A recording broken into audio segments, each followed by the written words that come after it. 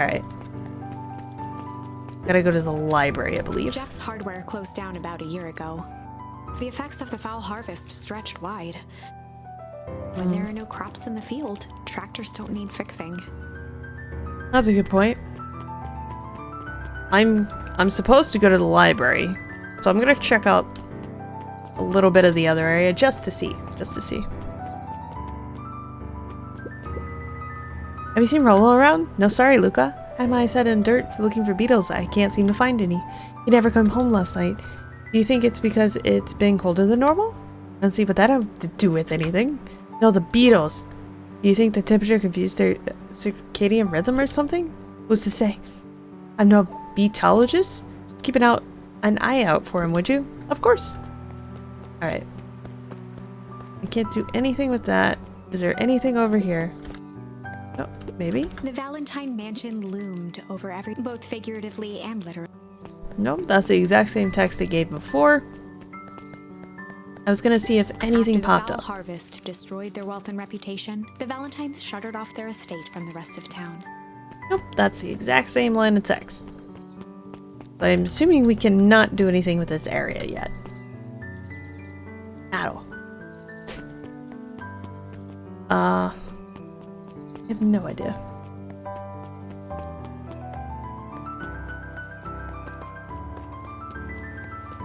Like I said, if you ever see emotes or anything while I'm recording, that's just because my hubby is probably streaming and it's connected to this. Oh, hey, look, there's a keep out sign now, huh? Dang, they boarded it up. It boarded up the way in. So it's just a little bit of extra funny flair. I just keep it in there for funsies. Wait, I can go this way? Oh, that's right, it can. Ooh. Yeah, looks old. Like a chemical spill, though. That's new, I believe. Because that wasn't there last time we came in, I don't think. And I don't think there's any other items, so I guess we have everything. This game is delightful. Absolutely delightful. I'm gonna watch us die in multiple different ways. Alright, to the library. To the library. There we go. Kato volunteered at the library during the summers. He wasn't very social, so he'd dedicate each summer to becoming an expert in a single subject. Alright. Making him a reliable source of very particular knowledge. If you were to ask Kato something he didn't know, he'd escape into the dusty old bookshelves and return with just the right thing. Hey, Kato. Kato was lost in his reading. Luca crooked his neck to see the title. Introduction to Melitology. What's melitology? Oh, you snuck up on me. Good book? I know, just started it. To the shelves. I'm really running out of books I haven't read yet. Now it's on to the wonderful world of bees. Turns out bees are pretty cool.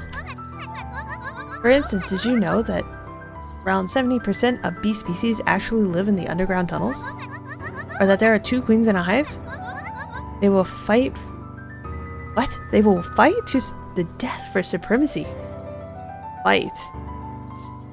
Why did I just get that? That's interesting, but you haven't seen Rollo around, have you? Not since yesterday. Keep an eye out for him, okay? Sure thing. If you see him, you'll be the first to know. That pun, I swear. That pun. Ridiculous. Okay. And let's see. What do you have to say? Hey, Jace. Oh, hey, Luca. Did Rollo come by? No. I was actually surprised.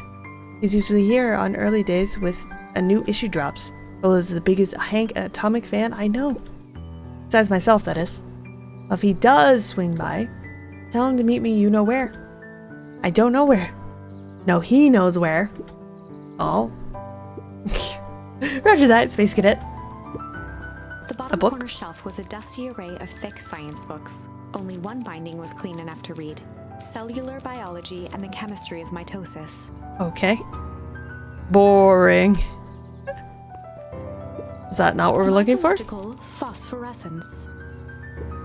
More like my complete loss of interest. There's a lot of books in here. The The entire top level of the library was devoted to comics. Ooh. Most of which were Hank Atomic and the myriad of lesser revered spin-offs. Makes sense. Makes sense. Totally does. New editions. There were rarely any actual new editions. Simply a variety of existing content rotated into the front display each week. Not fooling anyone. To be honest, we always used to do that because I used to work in a library at one point as well, and we actually used to do this. We didn't well, occasionally we would get new books because it's not as a closed off a town as this is, and we would put them up front, but we would normally put something that most people haven't read or wasn't checked out very often, and we put it up front so it could get some love. Oh, the cobs I've eaten. A salad-centric travel guide for the mildly adventurous. Where is the library person? Or is it just the one behind the penguin, I guess? Sally Seashore's simple succulent sundries. Oh god, that's a lot of S's. Brushed off a smudge of dust. Or maybe it was flour. 30 recipes so easy you'll doubt it's even edible. Succulent? Okay. This is a lot of badges. A peek behind the curtain. The methods and ruminations of Patrick C. Montesquieu. One of the greatest acting minds of our time. By Patrick C. Montesquieu. Oh, of course. Alright, well, he's not here. You weren't out here. What sort of monster puts candy behind a locked door? Oh yeah, Mr. Duncan works weird hours sometimes. Of course he does. How about you? When do I work? No, what's your name? Luca Van Horn. You new here? Yep, not by choice. Beck's family moved often, giving her little time to establish any real connections. She would tell you she prefers it that way. I'm looking for my friend Lolo. He didn't... Lolo? Rolo. He didn't come home last night. He's missing? I guess so. Like missing? Does that sort of thing happen a lot around here? Luca shifted his feet uncomfortably. Yes. Well, that sucks. Yep. So I should probably be going. Nice to meet you, though. Hey, wait up. What? Beck pulled a coin from her pocket. I'm coming with you. What? Says the unlucky penny. Unlucky? Unlucky? Yep.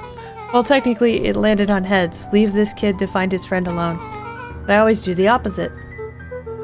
Oh, that's kind of like me and Rolo. I guess Rolo is my unlucky penny. That settles it. A person should never be without their unlucky penny. Let's go find him. My name's Beck. Pleasure to meet you, Beck. I suppose I could use some help. Try to keep up. Okay. I will totally do that. I'm totally gonna get another kid killed. Let's go. What? Can I bring Beck over here, maybe? I'm curious. I don't know where else I could go at this point. There's like nowhere really to go. I guess just take her to the Weeping Woods and watch her get killed, like Rolo? Is that what we're doing? Maybe. Let's go. Keep out. Yeah, this is new. Yep. Luca felt a chill as he approached Beck. Her eyes were locked on the strange green liquid. Yeah, it's like hazardous waste. The nearby grass was coated in a fine layer of frost. Is this sort of thing normal around here? Because puddles of glowing ooze are definitely not what I expected from this place. I have no idea what this stuff is. Well, the next obvious step is science. And what does science suggest? Poke it with a stick. Oh, I like this Luca kid. watched as Beck dipped a broken tree branch into the goo. Beck's eyes widened as flowers grew from the dead wood. Flowers? First small buds, which quickly bloomed into vibrant petals. What? Cool. That is kind of cool. As quickly as they had grown, the flowers began to shrivel and turn gray. Oh, Beck that's not dropped cool. the stick with a grunt of disgust. Okay. The science tells us that this gunk is weird as hell. Why do these kids know this language? Anyway, yeah, it seems dangerous. Hey. Hey, Tish. It is Bodoom Tish. Oh my god, I hate my life. Anyway, look what the cat dragged in. Yep. I don't have time for this right now, Iggy. Don't say things like that. It hurts Tish's feelings. Isn't that right, Tish? Yep. Feels fine to me. Why, hello, I don't think we've been properly introduced. Iggy's the name. This is my compatriot. Compatriot? Tish? Yep. You've probably heard of us. Can't say that I have. I forgive you just this once on account of you being new around here. Why would you hang out with this dude? Oh, he seems pretty alright. Iggy, what do you have to be so... you? You just gestured to all of them. Have you told him that his parents are skipping out on him? Shut up. It's true they got rid of having a pathetic kid and left him. Hey, I'm only gonna say this one time. Don't talk about my family. Well, look who's grown some background now that his girl's around. First his pops croaked. Then his mom finally couldn't take it anymore and bounced. Oh no. Please don't choose fight. Towards Luca, his sneer lit by the glowing puddle. Beck could see tears welling in Luca's eyes, his fists clenched. I would punch him. Some things about Beacon Pines were very different from the city. But a bully from a hayseed town is really no different from a city bully. Beck took a deep breath and thought. I'll bust out the tickles? Wait, I can't fight this kid? Are you kidding? I can't fight this kid. What? What's the purpose of getting fight? Sure, fuck it, we'll tickle. This is the dumbest thing. Time to bust out the tickles. Sure. Hey Tish, wanna see something cool? Hmm? Check it. Beck lunged forward and began to tickle under Tish's arms. What? Tish, is she tickling you? Yep. Hey. Tears began to form in Tish's eyes as she gasped for breath between gales of laughter. Beck Redoubled her efforts until Tish finally had had enough. What just happened? This seems nice. Everything around, I think you were just threatening us? Iggy's eyes darted around, a realization dawning on his face that he was now outnumbered. I just remembered. I have somewhere to be. I cannot believe tickling worked. Why can't I fight though? What? I'm so upset. You're around, new kid. Iggy kicked at the puddle before making his escape. Oh no, why would you do that? Whoa. What a little creep. Beck, I think you got a little ooze in your hair. Beck shook the ooze out of her hair as best as she could. Is it bad? Depends on what you're feeling is a more matured, refined look. Oh god. Well, she didn't die. 4. Yet. The Of course, best policy. the best policy is... Luca paused for a moment, catching his breath. He'd only just met Beck, and somehow he already managed to drag her into this mess. Mm-hmm. Hopefully he could make it up to her. But finding Rollo was his primary concern.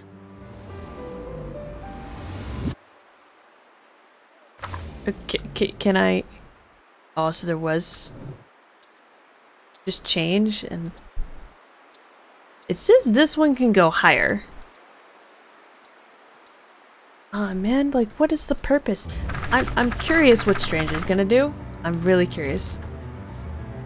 Let's see. Well, time to bust out the Strange. Tickles has another use as well, it would seem. Need a little mud bath? What's wrong with you, new kid? We're about to pound your friend. Beck stared in silence, the only sign of life being the twitch of an eye. It's weird when people don't talk. Yep. Stop being a weirdo. Hello? Are you some kind of wackadoo?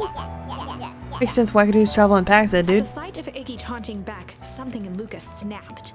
Iggy's smirk shifted to a look of shock as Luca launched himself into his stomach. Iggy's clothes were drenched in the glowing ooze.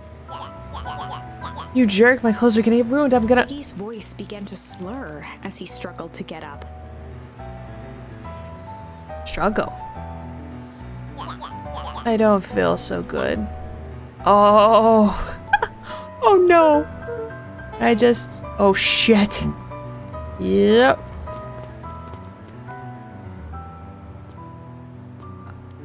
What?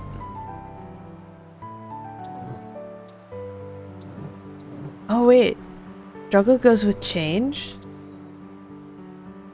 Oh, I can struggle against the guy now. I guess because I didn't play this out. Okay, so I guess we'll go back to the first one, go back, and then we'll... Okay, I see. Tickles. Chapter 4. The best. Yeah. Luca paused for... He'd only just met. Hopefully he could make... Alright, so let's continue from here. And, when it's all said and done, we'll keep following the path until we kill somebody. Luca, what the hell are you doing out here? Why did the kid with gray hair just run past us in panic? Roxy and Fitz looked drained. It was clear they'd spent all day searching. That's Beck. I don't care who she is. What happened? We were just helping look for Rolo. Luca, I need you to start telling me the truth. Roxy's temper could often be dismissed as the impatience of an older sibling, but this was the most intense Luca had ever seen her. Oh yeah, she cares about her brother. Her eyes were wild and unfocused, looking straight through Luca. We're running out of time. In a torrent of rambled words and tears, Luca broke down. Rolo and I were just playing in Weeping Wood yesterday. We were investigating lights at the old Valentine warehouse. Someone was there in a strange suit, and we hid in a dumpster, and a heavy bag dropped on us. And I think it was a body, and we ran, but we got split up, and I ran home, and it's all my fault. And now my best friend may never come back. Wow. Just wow. Roxy, still exhausted and angry, softened briefly as her eyes hunted the ground in thought. With a determined sigh, she looked up at Luca. It's not your fault, Luca. Rolo's gonna be okay, I promise. Roxy drew herself up. I'm gonna fix this. Luca, go home. But I wanna help. This is too dangerous for a kid. I can't just sit around, I have to do something. Roxy tried to think of the safest place to send Luca. You go back to that little treehouse you two like to play in. Wait there in case Rolo shows up. Sound like a plan? Luca wiped his cheeks and gave a quick nod. You did the right thing telling me the truth. Now scoot. You really believe his story? What other option do we have? Things have been strange around here leading up to the festival. My dad has been acting weird lately. Well, weirder than normal. Looking into the puddle, Roxy rubbed her arms to warm up. Why is it so cold here? This place gives me the willies. Okay, wait at the treehouse. Okay. I hope I didn't screw myself over. Can I take one of these forever? Probably not. I keep wanting to check this place, but I guarantee there's gonna be like nothing here till the end of the game. And the one time I don't check it, it's gonna have something, right? So it's like, god damn it. Yeah. Nothing here, once again. Cool. Awesome. Figured. Ah! I know it's important, but at the same time, it's like, what? Yeah, so we didn't carry this storyline full. I guess full till we ended, like, the pathway. Mr. jumped with a start. Oh, hey. Whoa. Don't sneak up like sneak up on an old fella like that. Sorry. Who are you talking to? What? Luca motioned to the phone booth. Oh no. I was just checking because I thought I heard it ring. But the dang thing never does, of course. Yeah, I've never seen anyone use it, really. The whole thing's a waste of money if you ask me. Any word from Rolo yet? Not yet. Long time for a boy to lose his way. Rolo knows these woods too well to get lost. I suppose you're right. Silly boy's antics have this whole town worried sick. Antics? We all know like to play his little pranks. You think this is a prank? Well, what other possible explanation could there be? He's not playing a prank and he didn't get lost. Someone took him, I know it. How would you know that? Unless... Luca, is there something else that you know? Mr. Nuncreed gently placed one of his substantial hands on Luca's shoulder. Reaper. Hey boy, if there's something you know, something that you help your friend, you need to tell folks. Struggle? Luca peered up at Mr. Nuncreed. Can I struggle? Kind eyes warmed a stern face. There was a deeper emotion hiding beneath it all. It was subtle, but Luca could sense something eating away at him. What? Shame? I only have shame. Shame lurking behind those eyes. What happened? What did you do? A deep sadness. If Mr. Nuncreed was that worried about Rolo, maybe he could help. No. I feel like this is the wrong answer. Yesterday, Rolo and I were messing around at the old Valentine warehouse. Mr. Nuncreed raised an eyebrow. Both of you? You were with Rolo when he went missing? Not exactly. I was hiding in the dumpster. The dumpster? What were you doing in there? First, we were just looking around. And someone in a strange yellow suit came and dumped something on us. We both got scared and ran. That was the last I saw of him. Got scared by some garbage? That's why you don't go skulking in someone's dumpster. But it wasn't garbage, I think. I think it was a body. I'm sure it was just some trash. No, there was a name tag. It said Deep Engineering. Mr. Nuncreed's shoulders slumped. I wish you wouldn't have said that. A deep sigh bellowed from his chest. I'm assuming you're gonna kill me now. Why did you have to... I tried, Luca. God knows I tried to keep you safe. Luca attempted to take a step back, but Nuncreed's hand clamped down on his shoulder. Into the game.